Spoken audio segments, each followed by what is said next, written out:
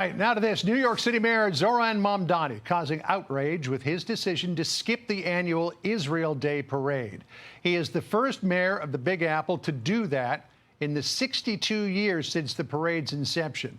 Eric Shawn live in the Big Apple with more. What happened to being the mayor for all New Yorkers? Well, you know, that's a question some are asking today, John, because it's a New York tradition, legendary. No mayor has missed it since starting more than 60 years ago. Well, now Mayor Zohran Mamdani is the first one. He is refusing to march in the Israel Day parade that kicks off this Sunday. The celebration goes up Fifth Avenue. It is the largest gathering of Israeli and Jewish supporters in the world, and it is customary since 1964 that every Big Apple mayor, as you see there, takes part in it. But Mamdani is boycotting the festivities because of his opposition to Israel. He is the city's first Muslim mayor and as an outspoken supporter of the Palestinian cause, he says he will just not take part. I said on the campaign trail that I wouldn't be attending the parade, and I've made my views on the Israeli government abundantly clear. And I also said on that same campaign that I would have a responsibility as the mayor of the city to ensure the safety and security of each and every New Yorker. His absence comes amid a skyrocketing number of anti-Semitic incidents and attacks in the city and across the country. Former New York State Assemblyman Dov Hikind, who now heads the group Americans Against Anti-Semitism, says Mamdani boycotting the parade sends the wrong message. And Hikind says he worries about Jewish New Yorkers because of the mayor's stance. Things are out of control in New York in terms of Jew hatred.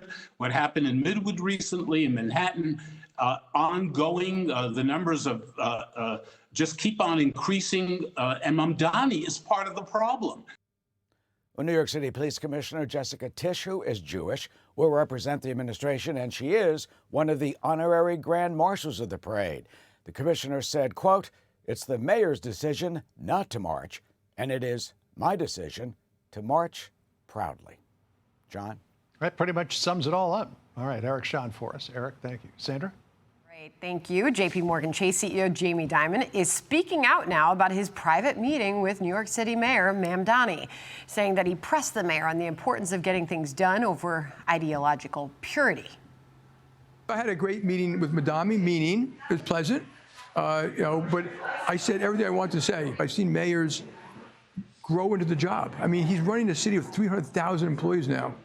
He's never had a job like that. And I've seen mayors who they fail abysmally because they can't administer themselves out of a paper bag, or ideology blinds them to practical, realistic, real-world policy. Very interesting. FBN anchor David Asman is here, and Lou Vassanese, Fox News contributor. Welcome to both of you. Hey, good to be I here. have so much I want to say. So many more questions that I have. But you just heard Jamie Dimon there. I can't help but think he needs Mamdani to do well. He needs New York City to thrive. He just made a gazillion-dollar investment with that new building down the street from here, David. He did. Of course he wanted it to be a good meeting, but I bet you he said what was on his mind. Well, I guess so. Charlie Gasparino, who knows him pretty well, and they correspond quite a bit, said that he was not doing as much as he really could do. I mean, look, let's face it. He's got to deal with this guy, like him or not. He's got too much invested in New York to take off, though he's moved as much of his business down to Texas and other places where they have much more business-friendly policies than they do here under Mamdani, even before Mamdani. Because let's face it, the tax exodus and the regulatory exodus from New York to places like Florida and Texas began before Mamdani. It even began before de Blasio, because the taxes have been going up since, believe it or not, Bloomberg. Even though Bloomberg was a businessman, he raised taxes quite a bit. The last tax cutter was Giuliani, who cut them 26 times. So as taxes have gone up, a lot of the business people have gone up, but there has never been a fear among businesses, and not just businesses, but wealthy people who happen to live here. A lot of them even retired, but to your point, moving out there's now. not a revenue problem. There's no revenue problem with the money's coming in. It's a spending problem, which is why Dimon said this also when he sat down there about don't chase these billionaires out by raising their taxes. Listen. I think good policy is free. I feel like telling the politicians, don't try to raise more taxes or spend more money. Sit down and fix policy. Hello. Yeah, I mean, you can't raise more taxes if you force your tax base out. And David's exactly right. This problem, the tide's been going out for a while. If you just looked at new business formation in New York, it's down 4,900 businesses through the second quarter of last year, which is phenomenal to think about that. I can't decide, is this tax and flea economics, or is it the make Florida and Texas richer now? Because that's exactly what's happening. And I think it's too little too late. I don't know if Jamie Dimon was super stern with Mamdani, that it can really stem the tide. I think we're going to have to work through this and really see the negative consequences in New York City. By the way, to your point on spending, take a perfect example. We're talking about education in New York before.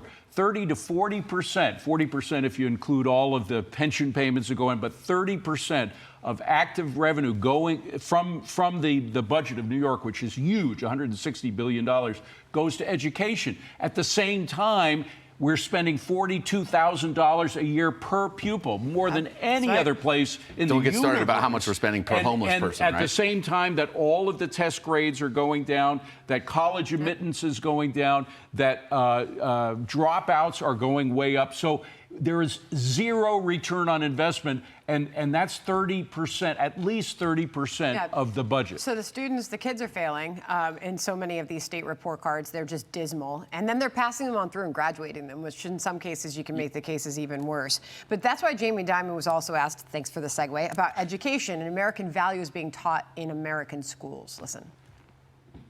Principles, life, liberty, and the pursuit of happiness. Freedom of speech, freedom of enterprise, country, God.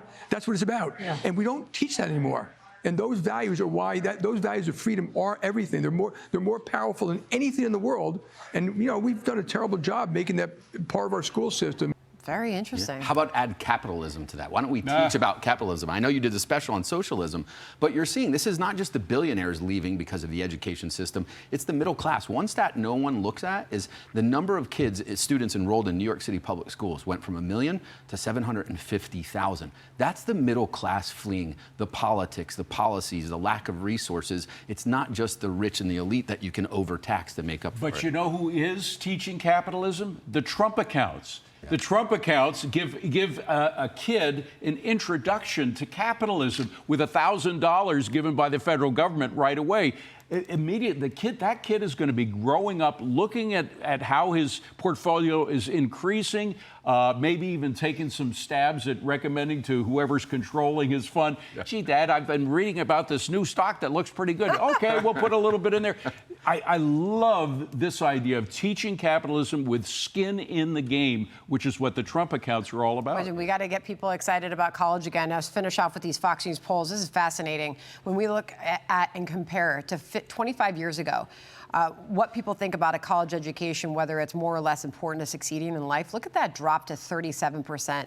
I believe it's more important now from where it was just back in 2006. I think it's smart. I mean, that's I'm fascinating. encouraged by this because what people, the idea that everybody has to go to college in order to have a good life is just not the way it used to be. And in fact, maybe it never was, because in the old days when more people were not going to college, we had a much stronger family structure in the United States. I think a lot of things were better off. But I think people are just responding to bad college education. I think it's more of a response to bad ROI. You are tolerating less education because it wasn't expensive. Return on investment. People are graduating with all this debt and then not getting a great job 100%. To pay it off.